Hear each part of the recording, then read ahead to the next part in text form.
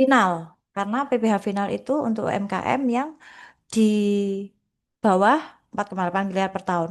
Tapi misal ada pelaku usaha yang omsetnya masih di bawah 4,8 miliar per tahun, tapi dia ingin menggunakan PPh pasal 25, boleh nggak? Ya boleh. Jadi itu pilihan.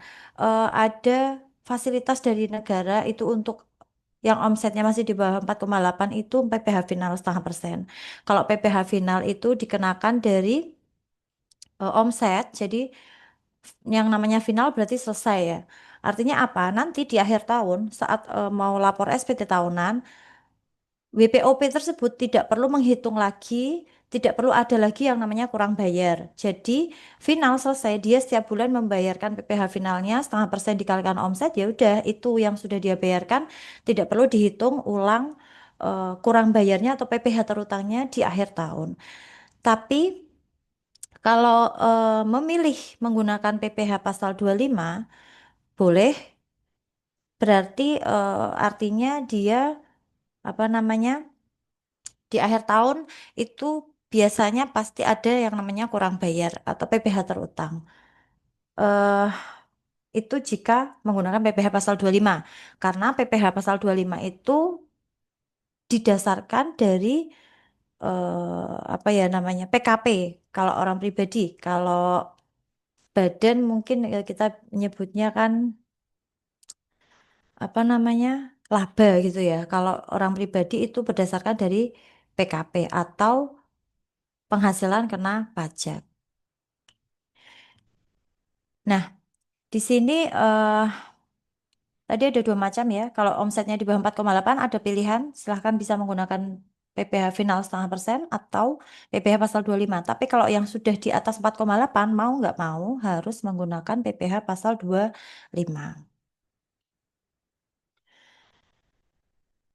Lalu wajib pajak orang pribadi ini sebenarnya tidak wajib em, melaporkan atau menyampaikan laporan keuangan. Laporan keuangan di sini maksudnya pembukuan ya, neraca laba rugi. Kalau UMKM itu ya neraca laba rugi. Biasanya di SPT tahunan itu kan eh, mencantumkan neraca laba rugi. Kalau wajib pajak orang pribadi tidak diwajibkan. Jadi namanya pencatatan. Kalau pembukuan itu biasanya untuk badan gitu ya. Itu jika omset dari wajib pajak tersebut atau penjualannya itu tidak lebih dari 4,8 miliar per tahun. Jadi wajib pajak orang pribadi tersebut eh, hanya menggunakan pencatatan, melaporkan omset setiap bulannya itu berapa. Jadi tadi kan final kan berdasarkan omset. Misal saya punya usaha Januari ini saya penjualannya atau omsetnya 100 juta. Ya, 100 juta lah ya.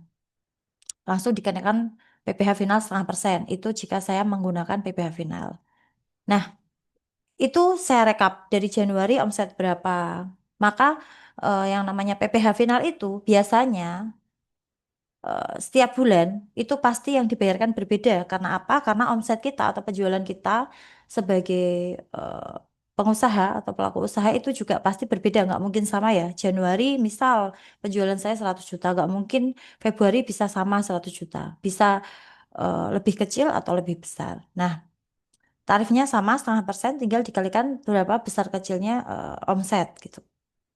Itu direkap selama 1 tahun, selama 12 bulan, omsetnya, lalu PPh-nya yang sudah dibayarkan ya, ya itu dilaporkan. Tidak perlu menghitung lagi eh, PPh terutang, kurang bayar di akhir tahun untuk SPT tahunannya.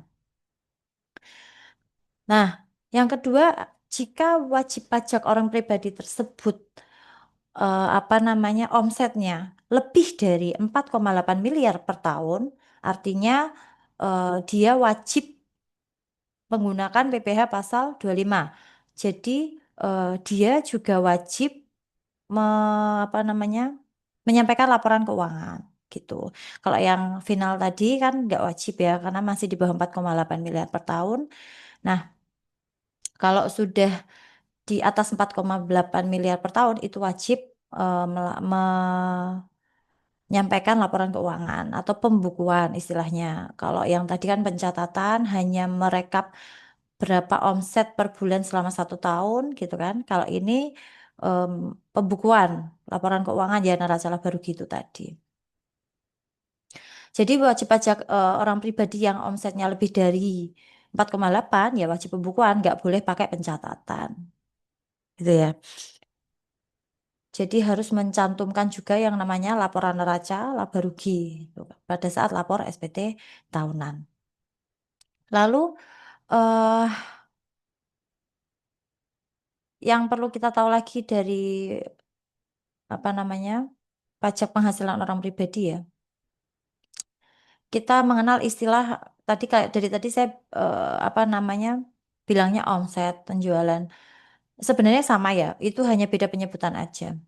Kalau di perusahaan jasa itu berarti kita mengenalnya pendapatan.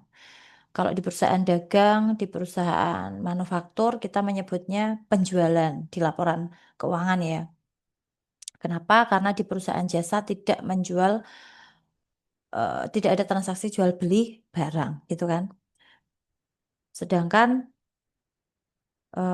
di perusahaan dagang itu ada transaksi jual beli barang. Makanya,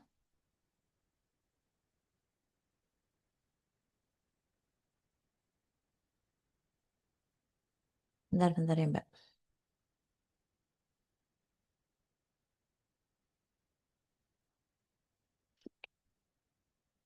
Makanya kita biasa menyebutnya penjualan kalau di perusahaan dagang. Nah, apa namanya?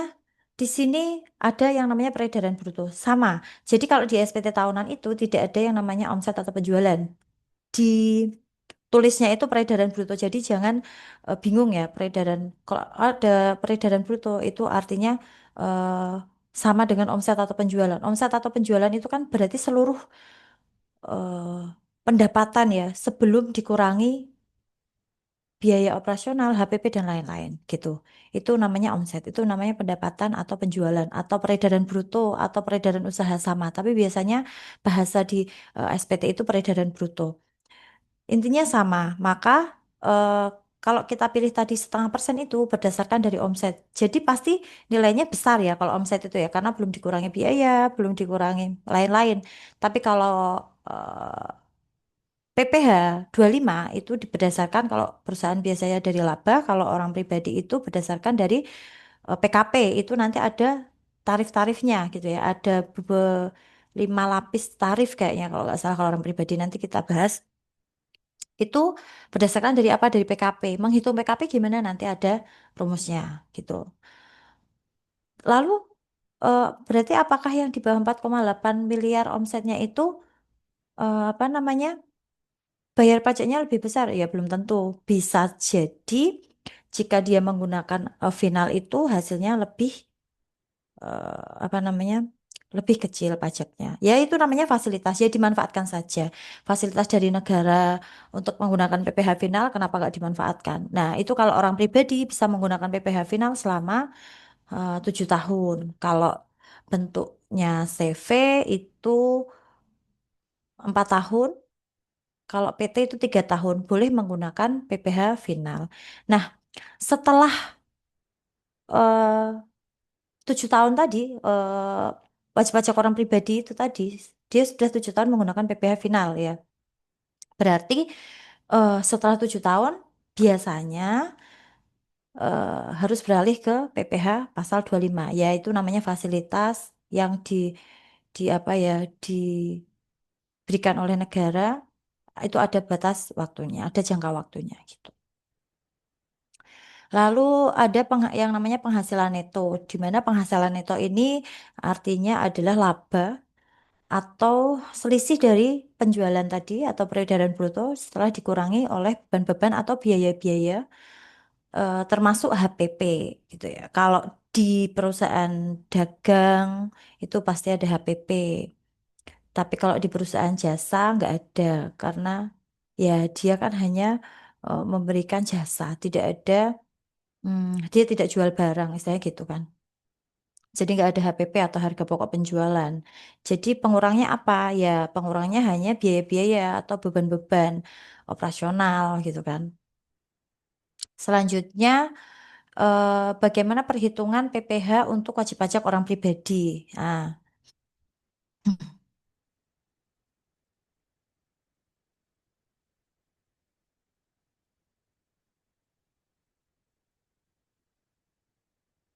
nah,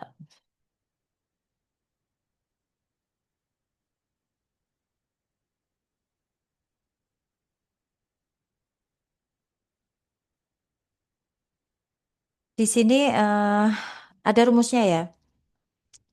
Contoh penjualan. Penjualannya berapa?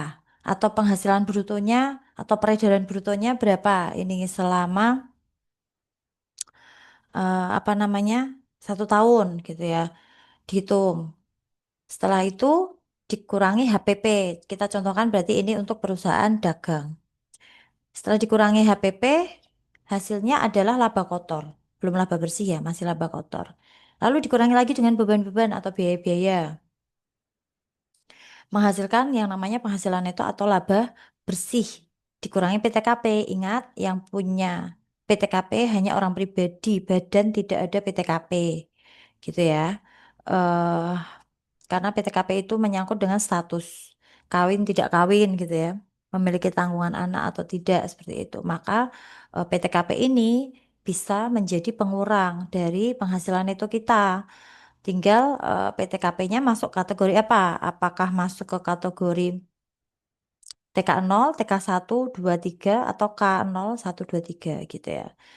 Eh PTKP-nya berapa? 54 juta atau 4.500.000 per bulan gitu. Setelah itu laba kotor maaf, laba bersih dikurangi PTKP menghasilkan yang namanya penghasilan kena pajak atau PKP. Nah, dari penghasilan kena pajak inilah nanti kita bisa menghitung berapa PPh terutang kita. Caranya gimana? PKP atau penghasilan kena pajak dikalikan dengan tarif PPh. Tarifnya ada beberapa lapis, eh, tergantung dari besarnya penghasilan kena pajaknya berapa. Di sini ada contoh tarif PPh untuk wajib pajak orang pribadi. Sesuai dengan pasal 17 Undang-Undang Nomor 36 Tahun 2008 dengan perubahan sampai dengan 60 juta dikenakan tarif 5%. Di atas 60 juta sampai dengan 250 juta itu dikenakan 15%. Lalu di atas 250 juta sampai dengan 500 juta dikenakan 25% dan eh di atas 500 juta sampai dengan 5 miliar itu dikenakan 30% dan di atas 5 miliar sampai tak terhingga ya itu dikenakan 35%. Ada 5 lapis tarif. Ini aturan yang sekarang. Kalau dulu hanya 4 lapis. Itu 5% sampai dengan 50 juta. Lalu dari 50 juta sampai 250 juta itu 15. Di atas 250 sampai 500 itu 25. 500 ke atas atau di atas 500 itu 30. Sekarang sampai 35%. Tapi untuk batas 5%-nya itu dinaikkan yang dari 50 juta menjadi 60 juta. Ini adalah tarif PPh untuk wajib pajak orang pribadi. Saya nggak ini saya membahas orang pribadi yang memiliki omset atau penjualan ya, bukan orang pribadi yang apa namanya punya gaji atau honor. Ya sama-sama dikenakan PPh tapi beda. Karena orang pribadi yang bekerja sebagai karyawan atau pegawai itu kan sudah dihitungkan oleh perusahaan. Itu nanti ada perhitungannya juga. Masuknya besok ke materi PPh pasal 21 dengan pemateri yang lain ya. Di sini ada contohnya. eh Tahun 2022, Mamat memiliki penghasilan kena pajak 55 juta. Ini sudah PKP-nya gitu ya. Sudah omset dikurangi HPP, dikurangi biaya atau beban, dikurangi PTKP, sehingga menghasilkan PKP atau penghasilan kena pajak itu 55 juta. Lalu bagaimana menghitung PPh terutangnya gitu ya. Jadi 55 juta ini cara menghitung PPh terutangnya karena 55 juta masih di bawah 60 juta, maka dia hanya dikenakan satu tarif yaitu 5%. 5% dikalikan 55 juta. Maka PPh terutangnya untuk akhir tahun itu ada 2.750.000 rupiah. Lalu contoh soal yang kedua, Tuan Budi memiliki penghasilan kena pajak atau PKP itu sebesar 200 juta. Bagaimana cara menghitung PPh terutangnya? Sama tarif dikalikan oleh PKP. Karena dia di atas 60 juta, artinya 5% dikalikan 60 karena batas 5% tadi 60 juta ya ini ya, sampai dengan 60 juta itu dikenakan 5% ya. Nah, sisanya jadi 200 sudah diambil 60 juta gitu ya. Masih sisa 140 dikenakan lapis kedua 15%. 15% dikalikan sisa dari 200 juta dikurangi 60 juta yang pertama tadi. Masih ada 140 juta gitu kan.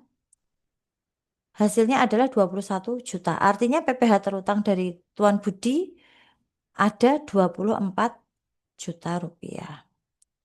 Nah, sampai di sini mungkin saya mau sedikit juga menambahkan ya. Tadi saya bilang bahwa PPh final 0,5% itu kan berdasarkan dari omset, di mana omset apa namanya kita, saya lah ya, saya misal sebagai wajib pajak pengusaha, wajib pajak orang pribadi pengusaha, itu setiap bulan tidak pasti tidak sama gitu ya, berbeda. Tapi selesai yang namanya PPh final artinya selesai di akhir tahun tidak perlu menghitung seperti ini lagi, tidak perlu menghitung PPh terutang lagi. Setiap bulan yang dibayarkan berbeda tergantung omset, besar kecilnya omset. Nah, kalau PPh pasal 25 itu seperti kita apa ya? Kayak kita nyicil gitu loh, kayak kita bayar arisan atau nyicil lah ya. Setiap bulan itu yang dibayarkan sama kalau untuk PPh pasal 25. Itu cara menghitungnya dari mana? Ya dari apa tadi namanya? Dari ini PPh terutang. Nanti itu PPh 25-nya itu eh jadi kita sudah ketemu nih PPh terutangnya berapa. Hmm, kurang bayarnya berapa. Nanti hasil akhirnya itu dibagi 12 bulan. Untuk pembayaran berarti kalau sekarang saya lapor PPh pasal maaf. Lapor SPT tahunan untuk tahun 2025. Nanti saya pasti di akhirnya itu ada perhitungan untuk pembayaran PPh pasal 25 tahun berikutnya, artinya tahun 2026. Loh, tapi kan ini sudah Februari, harusnya pembayaran PPh pasal 25 itu dengan tarif yang baru itu kan mulai Januari ya. Tidak apa-apa. Kenapa? Karena kita sebagai wajib pajak diberikan waktu sampai akhir Maret untuk lapor PPN. Artinya Januari sampai Maret ini nggak apa-apa kita masih membayarkan PPh pasal 25 dengan nominal yang lama. Misal setiap bulan saya membayarkan PPh pasal 25 itu 500.000, 500.000 itu sama terus. Nah itu pilah bedanya dengan PPh final. Kalau PPh pasal 25 setiap bulan yang dibayarkan sama. Kalau 500.000 ya 500.000 terus sampai akhir tahun. Tapi kalau kita belum lapor SPT tahunan, belum ada perhitungan untuk berapa PPh pasal 25 untuk tahun selanjutnya, ya dari Januari sampai Maret maksimal ya, karena kita batas lapor SPT tahunan itu Maret, itu masih boleh membayar PPh pasal 25 menggunakan nominal yang lama 500.000, 500.000. Nanti setelah itu kita sudah tahu berapa PPh pasal 25 yang harus dibayarkan untuk tahun 2026 ini, baru dibuatkan billing apa namanya untuk pembayaran PPh pasal 25 dengan nominal yang baru. Nah, nanti di akhir tahun berarti kan pasti ada kurang bayar lagi. Kenapa? Karena yang harusnya dalam satu tahun itu eh, tadi sudah ada hitungan ya. Misal anggap saja 12 juta. Berarti sebulannya 1 juta. Eh, ya bener ya. Berarti sebulannya yang harus dibayarkan 1 juta. Tapi dari Januari sampai eh, Maret kita masih membayar 500.000. Karena kita belum tahu nih hitungan yang baru untuk PPh pasal 25-nya. Yang harusnya 12 juta di akhir tahun Desember 2026 besok itu berarti yang masuk baru 9 bulan berarti 9 juta tambah 1.500.000 10.500.000 masih ada kurang bayar nanti ada hitungannya lagi seperti itu begitu seterusnya maka jika kita menggunakan PPh pasal 25 itu pasti di akhir tahun itu ada kurang bayarnya gitu dan biasanya dari pihak pajak itu kalau apa namanya SPT tahunan, kalau bisa tarifnya misal dari 500.000 saya sebelumnya. Ya kalau bisa tahun depan cicilan saya PPh pasal 25 saya naik. Artinya berarti saya memiliki laba kan berarti di akhir tahun. Karena kalau nggak naik atau turun artinya berarti saya rugi kan gitu. Negara itu maunya dinaikkan terus gitu loh. Wah, walaupun naiknya cuman nggak signifikan lah ya, tapi ya kalau bisa naik, naik, naik. Nanti biasanya kalau Hmm, turun itu jadi pertanyaan gitu. Benar turun, apa memang benar-benar merugi perusahaannya atau gimana? Kalau rugi terus biasanya memang dibebaskan ya, tidak perlu membayar pajak. Tapi harus dibuktikan dengan memang laporannya itu benar-benar apakah perusahaan tersebut merugi atau tidak. Tuh. Baik, itu ya bedanya sekilas PPh pasal 21 sama PPh pasal 21, PPh pasal 25 dengan PPh final 0,5%. Jadi kalau final ya udah selesai di akhir tahun nggak perlu ngitung-ngitung ini lagi. Selanjutnya ada contoh lagi, Tuan Wawan memiliki PKP atau penghasilan kena pajak 300 juta. Berarti yang 5% ini, maaf, berarti yang 60 juta ini awal kena 5%. 300.000 dikurangi 60 juta, masih 240 ya, masih 240. Lalu tarif kedua 15%. Ini ya, tarif kedua 15%, eh, 60 juta sampai dengan 250 juta. Nah, tarif kedua kan eh 60 sampai 250. Kalau oh ini salah ini harusnya dua lapis ini. Karena kan bentar, sisanya kan ini 300 juta.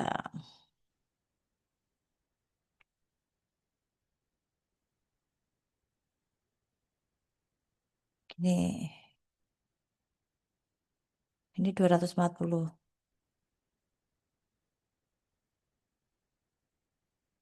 Nah, ini kan 60 sampai 240. Artinya masih dikenakan dua lapis tarif ya. Ini karena sampai 250. Di sini sisanya kan 300 juta dikurangi 60 kan 250. Ini masih apa namanya? Dua lapis tarif gitu. Bentar.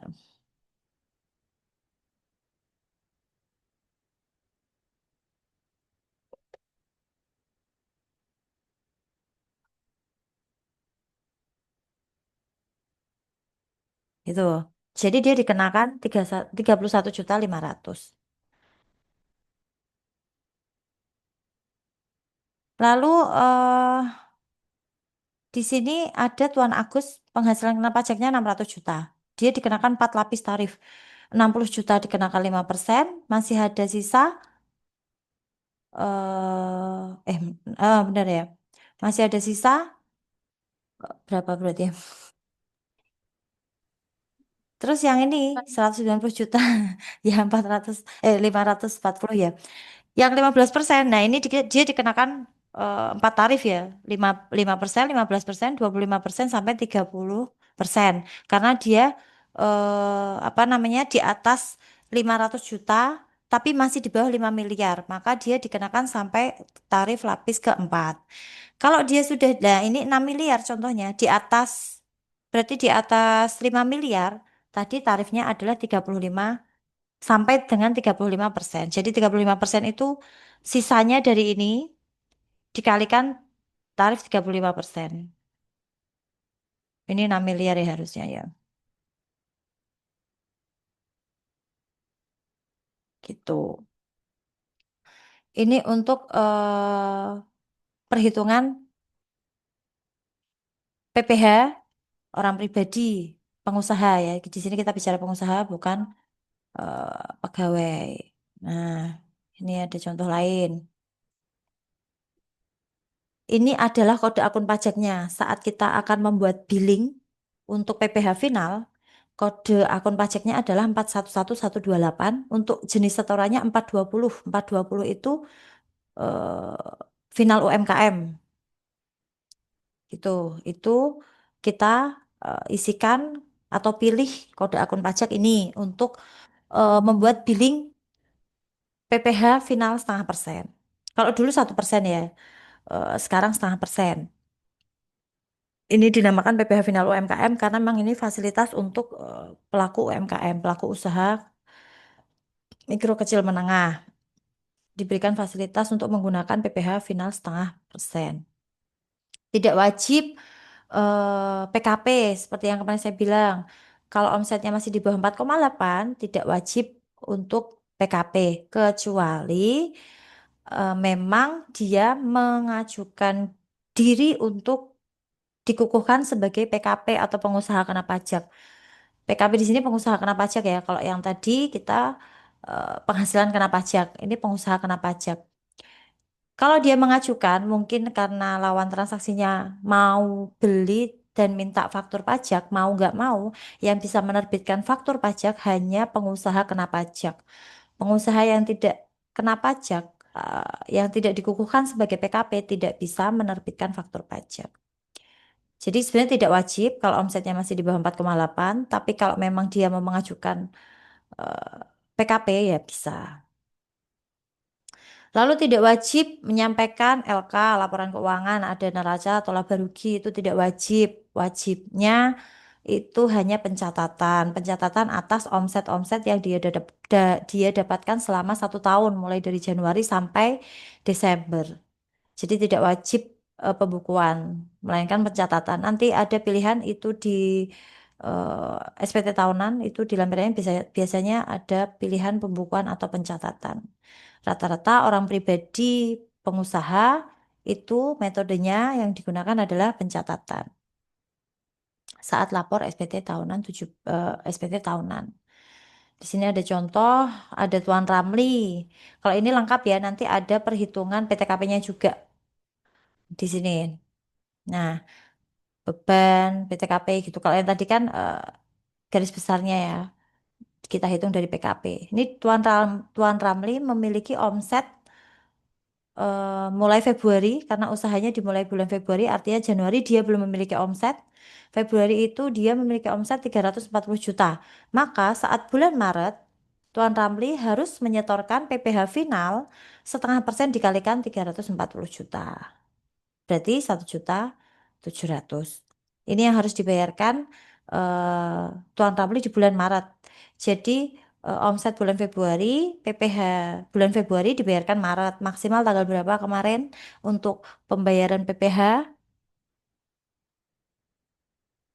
Ada yang masih ingat? Untuk pembayaran PPh maksimal di tanggal berapa?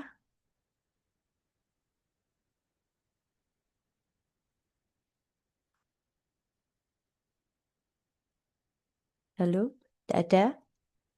Jadi untuk pembayaran PPh ini maksimal di tanggal 15. Ingat, PPh final, PPh pasal 25 itu hanya diwajibkan untuk menyetor atau membayar, tidak untuk lapor. Jadi untuk bulanan itu hanya eh, setor saja atau bayar saja, tidak perlu lapor. Berbeda dengan PPh pasal 21, 22, 23, dan lain sebagainya itu. Begitu juga dan PPN ya, beda lagi itu PPN juga wajib bayar dan lapor setiap bulan. Tapi kalau PPh final dan juga PPh pasal 25 itu hanya bayar.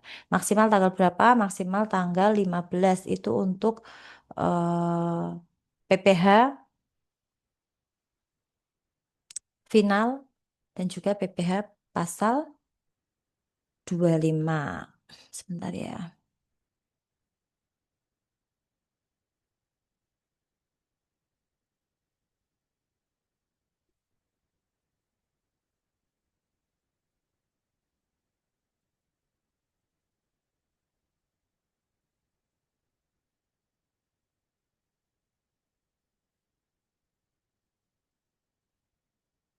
Baik. Selanjutnya, di bulan Maret, Tuan Ramli ternyata memiliki omset 350 juta. Berarti yang dibayarkan beda lagi ya, PPh finalnya ya, 1.750. Begitu seterusnya, April, Mei, Juni, Juli, sampai, ini kan naik turun omsetnya. Maka PPh final itu yang dibayarkan eh, tetap tarifnya sama, 0,5%, tapi nominalnya berbeda tergantung besar kecilnya omset, atau penjualan, atau pendapatan, atau peredaran bruto gitu ya. Nah, ini yang namanya pencatatan. Direkap selama 1 tahun, mulai dari Januari sampai Desember, berapa total omsetnya selama 1 tahun, dan berapa total PPh yang sudah dia bayarkan. Ini nanti dilampirkan saat melaporkan SPT tahunan. Ini yang namanya metode pencatatan untuk yang omsetnya di bawah 4,8 miliar per tahun dan menggunakan PPh final 0,5%. Dan ini harus sama dengan yang dia bayarkan setiap bulan. Jangan ada selisih. Yang direkap ini harus sama dengan yang dibayarkan setiap bulan. Gitu ya. Kalau untuk bikin billing udah tahu ya. Bikin billing lewat Kortek. Nah, nanti pilih ini aja kodenya untuk PPh final 0,5%. Lalu contoh kedua.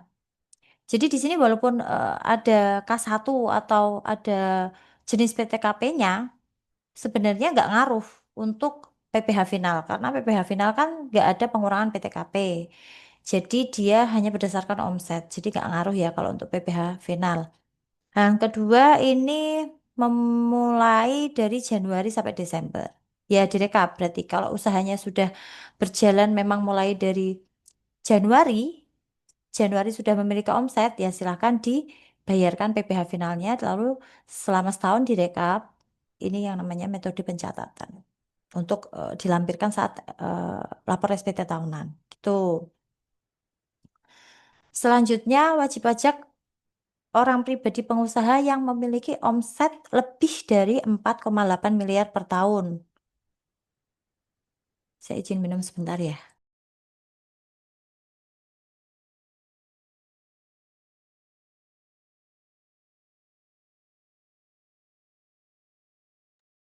Jika memiliki omset di atas 4,8 miliar per tahun, maka dia harus menggunakan PPh pasal 25 orang pribadi. PPh pasal 25 itu kode akun pajaknya 411125. Itu kode untuk orang pribadi. Badan yang menggunakan PPh pasal 25 kodenya beda 411126 itu untuk badan. Kalau orang pribadi 411125 kode jenis setorannya 100. 100 itu artinya masa. Kalau 200 itu tahunan gitu. Nah, eh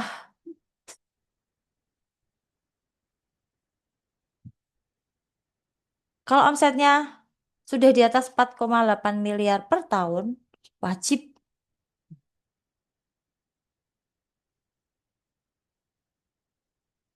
PKP ya.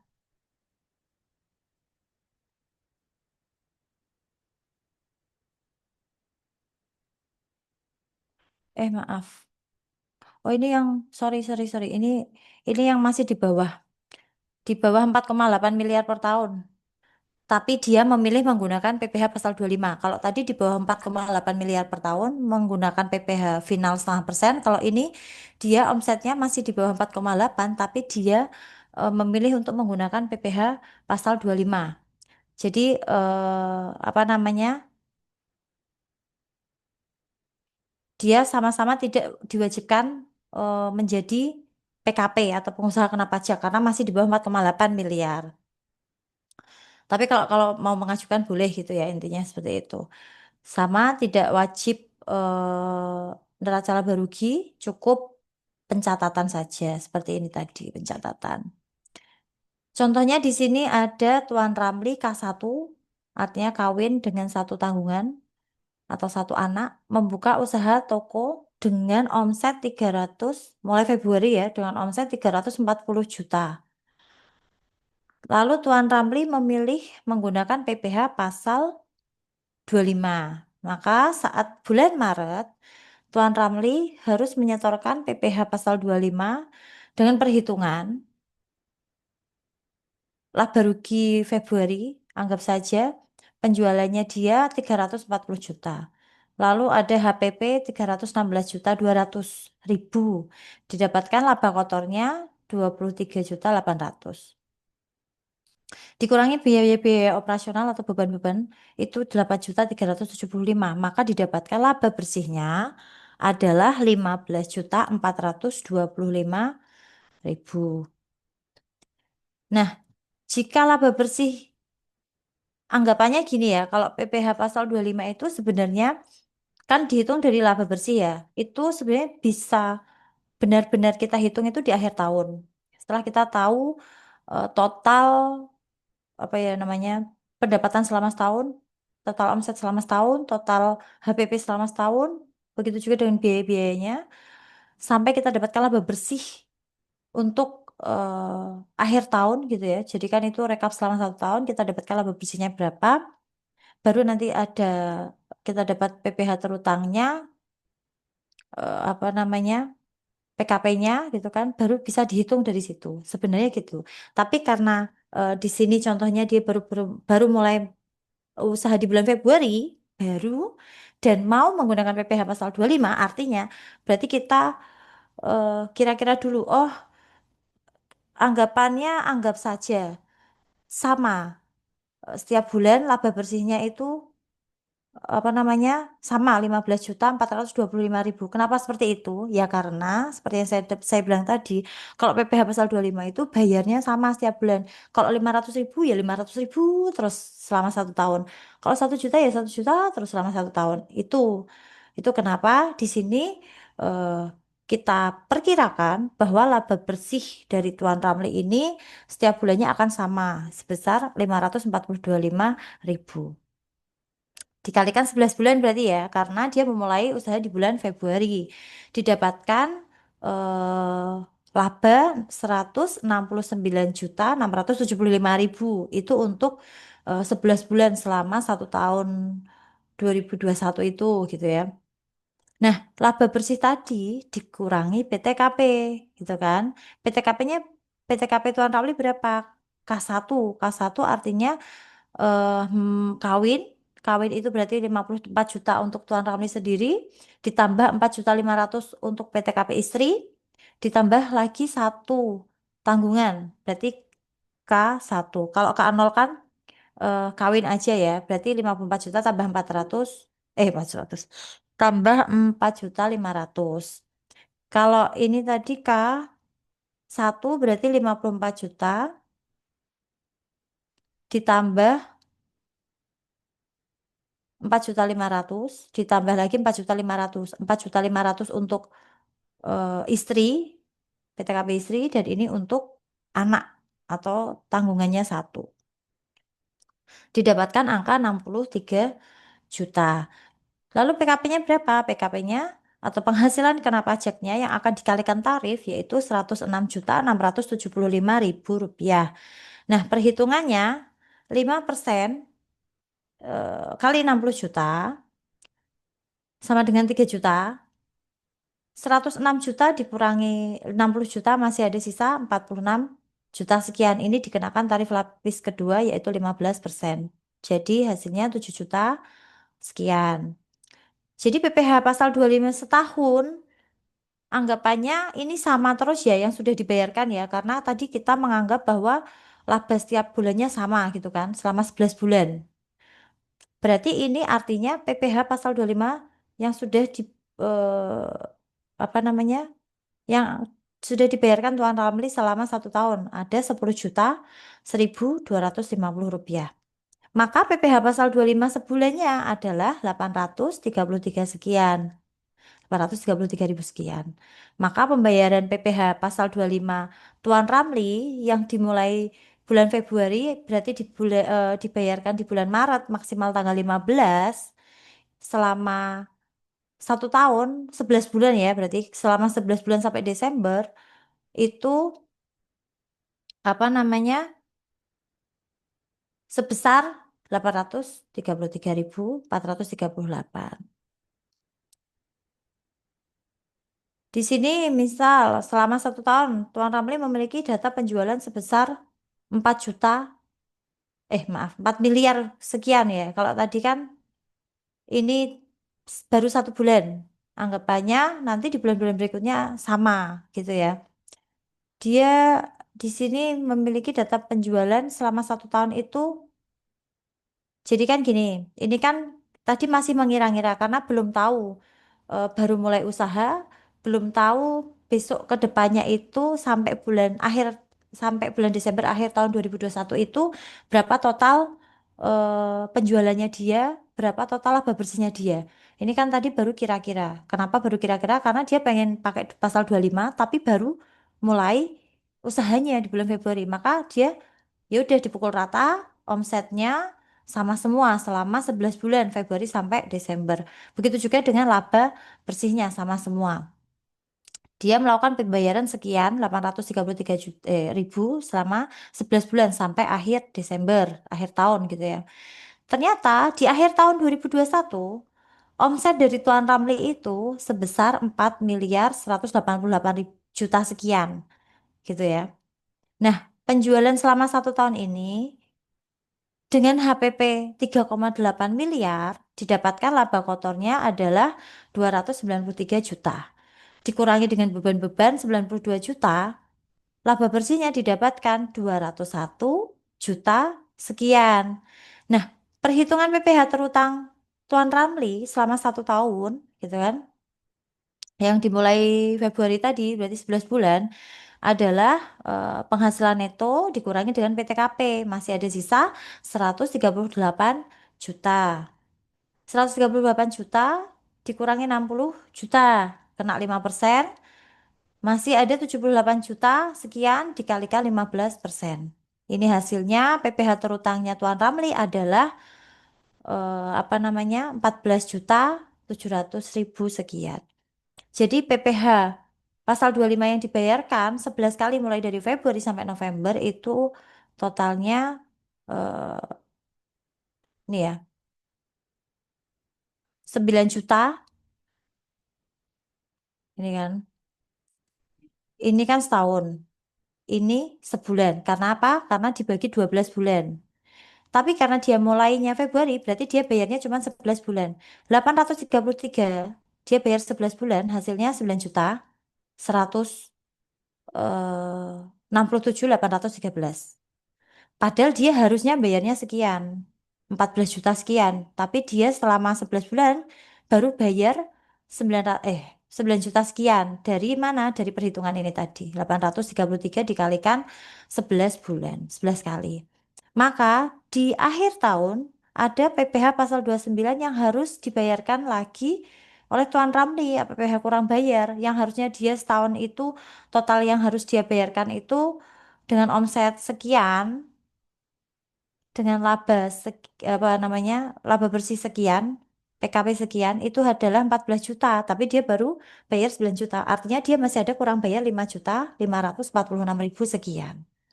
Ini kode akun pajaknya. Ini harus dibuatkan billing ya, dibayar dulu baru bisa lapor SPT tahunan. Maksimal akhir Maret untuk orang pribadi. Kode akun pajak untuk apa namanya? PPh pasal 29 tahun 2021 akhir tahun itu adalah 411125 sama dengan PPh bulanan ini tadi 41125 karena ini adalah untuk PPh pasal 25 orang pribadi. Tapi ini kode jenis setorannya yang dibayarkan tiap bulan adalah 100. 100 itu masa atau bulanannya. Nah, sedangkan untuk akhir tahun ini Sama-sama kode akun pajak 411125, kode jenis setoranya adalah 200. 200 ini untuk tahunan. Ini kalau mau bikin billing akhir tahun kurang bayar ya. Nah, didapatkan kurang bayar sekian ya dari Tuan Ramli. Artinya PPh terutangnya Tuan Ramli kan tadi untuk akhir tahun 2021 ada 14.700 sekian. Lalu berapa PPh pasal 25 untuk tahun 2022 atau untuk pembayaran tahun berikutnya? Gitu kan? Berarti untuk PPh pasal 25 tahun berikutnya adalah PPh terutang dibagi dengan 12 bulan. Berarti tahun 2022 Tuan Ramli harus membayar PPh pasal 25 per bulan 1.226 sekian selama 12 kali atau 12 bulan. Sama terus nominalnya ya setiap bulan. Itulah PPh pasal 25. Gitu. Nah, ini tahun 2022 Tuan Ramli memiliki data penjualan sebesar sekian, 4,5 miliar. HPP-nya 4,2 miliar, laba kotor sekian, beban-bebannya 100 juta sekian, didapatkan laba bersih 200 juta sekian. Diingat ya, ini kan nyambung terus ya PPh pasal 25. Ini tadi adalah perhitungan PPh yang harus dibayarkan setiap bulan oleh Tuan Ramli selama tahun 2022, selama 1 tahun. Di tahun 2022, akhir tahun, Tuan Ramli mau lapor SPT tahunan lagi nih. Sudah punya data-data sebagai berikut ya. Mulai dari penjualannya, HPP, lalu biaya-biayanya atau beban-bebannya. Didapatkan laba bersih 216 juta sekian. Lalu, dikurangi PTKP-nya Tuan Ramli. Anggap saja masih sama PTKP-nya K1, 63 juta. Didapatkan PPh terutangnya 153 juta sekian. Dengan perhitungan sama, masih sama ya, dua lapis karena masih di bawah 250 juta. Di sini ada 3 juta untuk yang kena 5% dan 15 juta, 15 juta. 13 juta untuk yang 15%. PPh terutang Tuan Ramli yang sebenarnya harus dibayarkan di tahun 2022 selama 1 tahun atas dasar apa? Atas dasar omsetnya ini atau penjualannya ini harusnya 16 juta sekian. Tapi Tuan Ramli membayarkan PPh pasal 25 selama tahun 2022 berdasarkan perhitungan sebelumnya di tahun 2021 adalah 14.714. Dari mana? Dari ini. Per bulan dia bayar ini sampai 12 bulan, eh, 12 kali jadinya 14.714. Artinya masih ada kurang bayar lagi ya. Karena seharusnya dia bayar sekian, dia baru bayar sekian selama setahun. Masih ada kurang bayar lagi 2.200.000. Nah, dibuatkan billing lagi. Ini lapor SPT tahunan 2022. 2022 ngitung lagi. Harusnya kan tadi PPh terutangnya 16.972, gitu kan? Dibagi 12, ini adalah PPh pasal 25 tahun 2023 yang harus dibayarkan setiap bulan selama 12 bulan di tahun 2023. Naik terus ya, tadi dari berapa? Dari 800, dari 1.200.000 jadi 1.414. Gitu. Nah, itulah yang namanya PPh pasal 25. Bayarnya setiap bulan sama terus. Tapi pasti di akhir tahun itu ada yang namanya kurang bayar.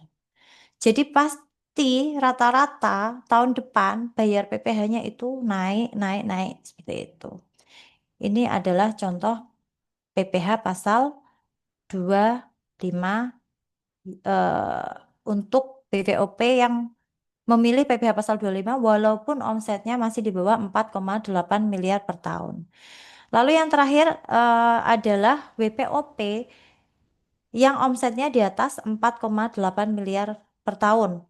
Artinya dia wajib menggunakan PPh pasal 25. Sama pembayarannya setiap bulan maksimal tanggal 15. Dasar perhitungannya menggunakan laba tahun lalu dan wajib PKP kalau omsetnya sudah di atas 4,8. Kalau yang tadi kan boleh PKP boleh enggak. Tidak wajib PKP. Kalau ini wajib PKP. Dan wajib melakukan pembukuan saat lapor SPT tahunan. Jadi membuat laporan neraca laba rugi atau laporan keuangan yang terdiri dari laporan neraca dan juga laporan laba rugi. Seperti itu. Di sini ada contoh, Tuan Ramli membuka usaha dengan omset sekian dimulai bulan Februari sama dengan yang tadi. eh Diasumsikan ya. Jadi karena belum setahun, maka diasumsikan laba bersihnya setiap bulan itu sama. Sehingga pajak yang harus dibayarkan setiap bulan itu juga harus sama karena dia PPh pasal 25 gitu ya. Ini sama perhitungannya didapatkan angka 2.484 untuk apa namanya akhir tahun pembayaran bulanan PPh pasal 25 untuk tahun 2021. Lalu ternyata di akhir tahun 2021 sudah didapatkan eh, laporan yang sebenarnya berapa total omset, beban, HPP dan lain sebagainya sampai dengan laba bersihnya. Ternyata bukan 301 seperti yang tadi diasumsikan waktu awal mulai usaha, tapi 305 juta. PTKP yang sama 63 juta. Didapatkan hasil PPh terutangnya adalah 30 juta sekian.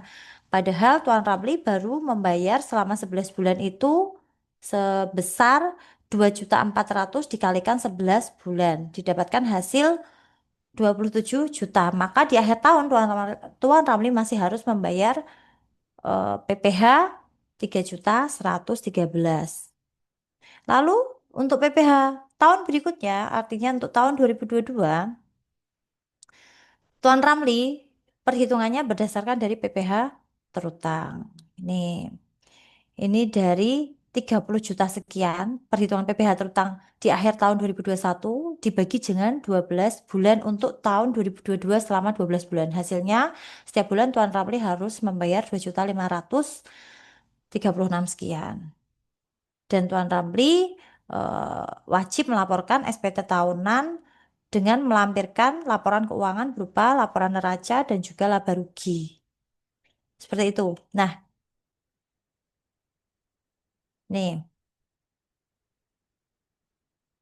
ini selanjutnya tadi sama. Di tahun 2022 masih ada lagi kurang bayar. Jadi hampir sama ya hitungannya ya. Ini naik lagi dari 2.536 jadi dua ini ya, tahun sebelumnya jadi 2.554 gitu. eh itu gambaran untuk PPh pasal 25 wajib pajak orang pribadi yang memiliki usaha gitu ya. Kalau wajib pajak orang pribadi, misal dia apa namanya tenaga ahli, gitu ya, itu juga harus itu juga eh, seperti dokter gitu itu pakai PPh pasal 25. Terus apa namanya notaris, akuntan gitu. Itu pakai PPh pasal 25 gitu. Baik, mungkin dari sini ada yang mau ditanyakan dulu untuk materi PPh pasal 25. Maaf, PPh wajib pajak orang pribadi, maaf.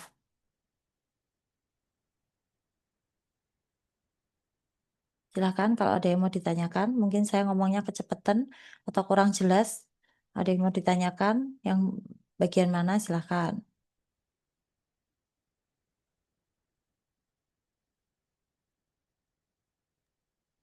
Belum ada, Bu. Belum ada ya. Berarti udah jelas ya. Kurang lebih gambarannya apa itu PPh orang pribadi. PPh orang pribadi itu ada PPh final, ada PPh 25. Kayak kalau kayak tadi tenaga ahli itu tidak boleh pekerjaan bebas ya bahasanya kalau di pajak ya itu tidak boleh menggunakan PPh final. Dia harus menggunakan PPh pasal 25. Tuh. Ada lagi mungkin yang mau ditanyakan? Oh iya, untuk PPh orang pribadi itu ada apa ya istilahnya fasilitas lagi dari pemerintah. Jadi yang omsetnya di bawah 500 juta itu dibebaskan dari PPh. Gitu. Kalau omsetnya Masih maksimal 500 ya, di bawah 500 itu tidak dikenakan, tidak diwajibkan membayar PPh. Gitu. Apalagi? Mungkin ada yang mau tanya.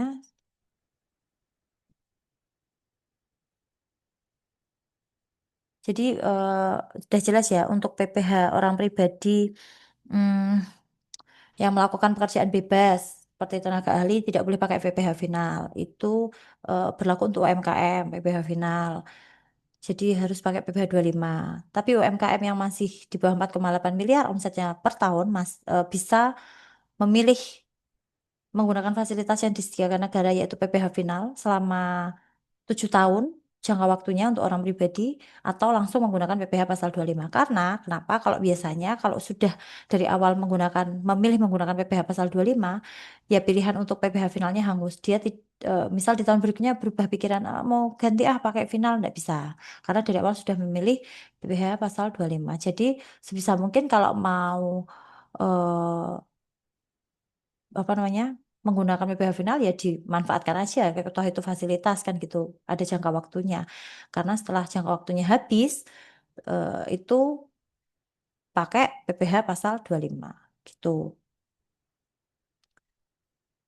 Terus kalau orang pribadinya pegawai atau karyawan berarti dia dikenakannya PPh pasal 21. Itu dia tidak perlu ngitung seperti ini karena dia tidak memiliki omset gitu ya. Dia memiliki penghasilan, tapi dia dihitungkan pajaknya, disetorkan pajaknya, dan dilaporkan pajaknya oleh pemberi kerja atau perusahaan. Jadi nggak perlu repot-repot eh, apa namanya menghitung kayak gini. Dia hanya wajib lapor SPT tahunan.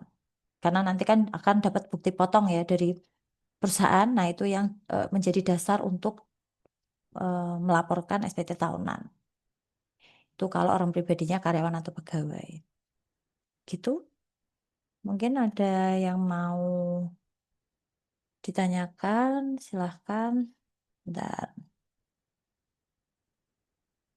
Mm-mm.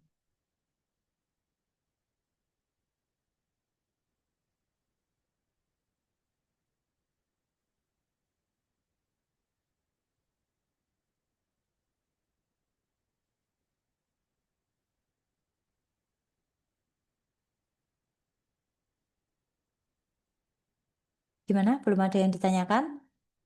Kalau belum ada, mungkin saya cukupkan karena materi PPh orang pribadi sebenarnya sedikit ya, nggak terlalu banyak. Jadi ya ini aja. Ini nanti bisa saya share untuk apa namanya ini studi kasusnya dan sedikit materinya untuk PPh orang pribadi. Baik, kalau nggak ada yang ditanyakan lagi, mungkin bisa saya akhiri untuk pertemuan hari ini. Atau mau ada yang ditanyakan dulu? Belum ada, Bu. Ya, belum ada. Berarti mungkin cukup ya untuk pertemuan hari ini dengan materi PPh wajib pajak orang pribadi. Kayaknya saya dapat dua materi ini aja, apa dua pertemuan ini aja. Kalau nggak salah ya, nanti saya lihat jadwal dulu. Kalau ada dapat dapat jadwal yang lain, mungkin biasanya PPh pasal 21 biasanya. Tapi kalau nggak berarti memang KUP sama ini aja. Gitu. Nanti saya share ini materinya. Terima kasih. Saya akhiri pertemuan kita hari ini. Maaf kalau masih ada kurang dalam penyampaian, masih ada salah-salah kata. Mohon maaf. Wassalamualaikum warahmatullahi wabarakatuh.